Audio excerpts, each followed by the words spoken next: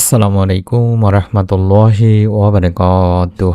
1 minute মাদ্রাসা YouTube চ্যানেলে সম্মানিত দিনী ভাই বোনেরা, আমি আশা করি রব্বুল আলামিন আল্লাহ তাআলার অশেষ মেহেরবানিতে আপনারা ভালো আছেন, সুস্থ আছেন। আলহামদুলিল্লাহ। আজ হচ্ছে জিলহজ মাসের ঈদের দিন দিনী ভাই বোনেরা, অর্থাৎ 10 জিলহজ।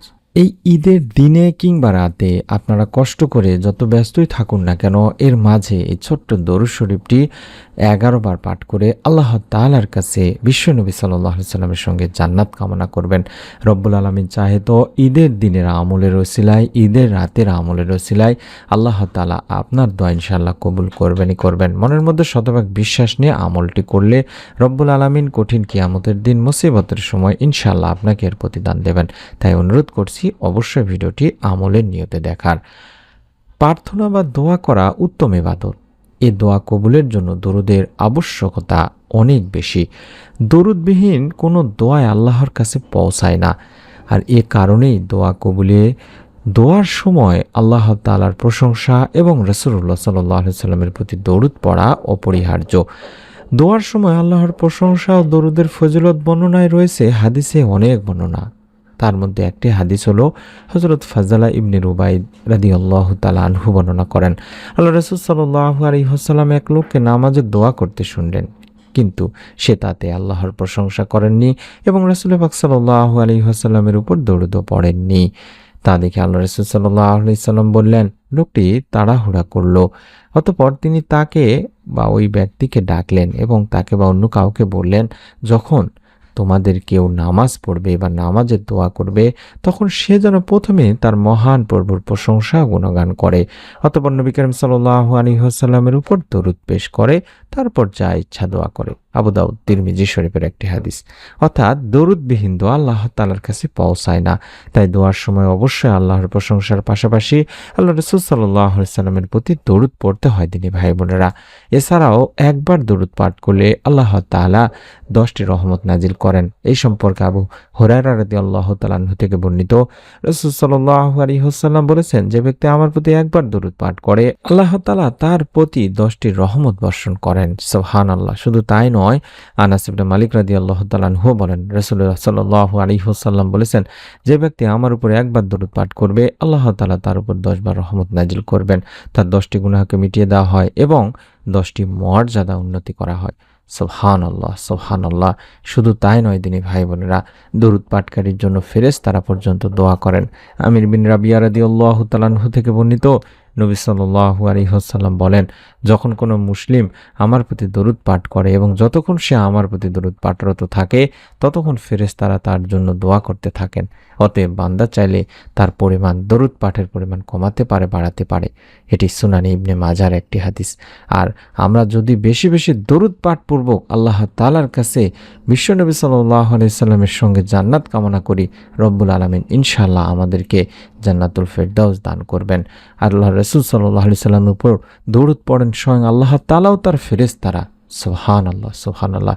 তাই অনুরূপ নির্দেশ দেওয়া হয়েছে বনি আদমকেও। পবিত্র কোরআনুল কারীম ইরশাদ হয়েছে, নিশ্চয় আল্লাহ তার ফেরেশতারা নবীর প্রতি দরুদ পাঠ করে। হে ঈমানদারেরা, তোমরাও তার প্রতি দরুদ পাঠ করো এবং বেশি পরিমাণে সালাম পাঠ করো। সূরা আহজাবের 56 নম্বর আয়াতে বলা হচ্ছে দিনী ভাই বোনেরা। অর্থাৎ আমরা এই ছোট্ট দরুদটি 11 বার পড়ব, তারপরে বিশ্বনবী সাল্লাল্লাহু আলাইহি সাল্লামের সঙ্গে জান্নাত কামনা করে দোয়া করব। আপনি চাইলে শুধুমাত্র আল্লাহুম্মা সাল্লি ওয়া সাল্লিম আলা নবিয়িনা মুহাম্মদ এভাবে এই ছোট্ট দরুদটি 11 বার পড়তে পারেন। আপনি এই দরুদটি সংগ্রহ করে নিন, নিয়মটি বলে দেব, তখন আপনারা এই দরুদ পাঠপূর্বক নিয়ম সহকারে আমলটি করবেন। যারা বিশ্বনবী সাল্লাল্লাহু আলাইহি সাল্লামের একান্ত আশিক, যারা বিশ্বনবী সাল্লাল্লাহু আলাইহি সাল্লামকে ভালোবাসেন, তারা বিশ্বনবী সাল্লাল্লাহু আলাইহি সাল্লামের সঙ্গে জান্নাতে যেতে চান। হাদিসে পাকে এমন একটি দোয়ার আমলের কথা বর্ণনা করেছেন তিনি। আর এই দোয়ার আমলে মুমিন মুসলমান তার সঙ্গে জান্নাতে যেতে পারবেন। সুবহানাল্লাহ। হযরত মুনজির রাদিয়াল্লাহু তাআলা আনহু বলেন, রাসূল পাক সাল্লাল্লাহু আলাইহি ওয়াসাল্লাম বলেছেন, যে ব্যক্তি প্রতিদিন সকালে এই দোয়াটি পড়বে, অর্থাৎ আপনি চাইলে আজ ঈদের দিনে কিংবা রাতে যে কোনো সময় দোয়াটি পড়তে পারবেন দিনী ভাই বোনেরা। তবে বিশেষ করে সকাল এবং বিকেল বা ফজর এবং আসর বা মাগরিবের পরে আমলগুলো দোয়া বেশি কবুল হয়ে থাকে, এই জন্য এই সময় আমলগুলো করার কথা বলা হয়ে থাকে। তবে আজ ঈদের দিন আপনারা যে কোনো সময় দিনে বা রাতে এই ছোট্ট দোয়াটি অন্তত একবার হলেও পাঠ করবেন। রদিতু বিল্লাহি রব্বাও অবিল ইসলামী দিনাও অবি মাহাম্মাদিন সাল্লাল্লাহু আলাইহি ওয়াসাল্লাম নাবিয়্যা। আশা করছি আপনারা স্ক্রিনের মধ্যে আরবি বাংলা দুটি উচ্চারণই দেখতে পাচ্ছেন। এই দোয়াটি আমরা অবশ্যই আজ যত ব্যস্ততার মধ্যেই থাকি না কেন, হয়তো রাতে দিনে না পারলেও রাতে অবশ্যই আমলটি করব। এই দোয়াতে আমরা বলছি, আমি আল্লাহর প্রতি সন্তুষ্ট আমার প্রতিপালক হিসাবে, এবং ইসলামের প্রতি সন্তুষ্ট আমার দিন হিসাবে, এবং মুহাম্মদ সাল্লাল্লাহু আলাইহি ওয়াসাল্লামের প্রতি সন্তুষ্ট আমার নবী হিসাবে। বিশ্বনবী সাল্লাল্লাহু আলাইহি ওয়াসাল্লাম বলেন, আমি তার দায়িত্ব নিলাম, কিয়ামতের দিনে আমি তাকে তার হাতে ধরে জান্নাতে নিয়ে যাব। সুবহানাল্লাহ, সুবহানাল্লাহ। আমি নিয়মটি এবার বলে দিচ্ছি। আপনি আজ ঈদের দিনে কিংবা রাতে যখনই আমলটি করুন, প্রথমে নিয়ত করে আমল করবেন। চাইলে ভিডিওটির কমেন্ট সেকশনে অন্তত আমিন লিখে নিয়ত করে ফেলুন, এবং অবশ্যই এরপরে 11 বার দরুদ শরীফ পড়ে নেবেন।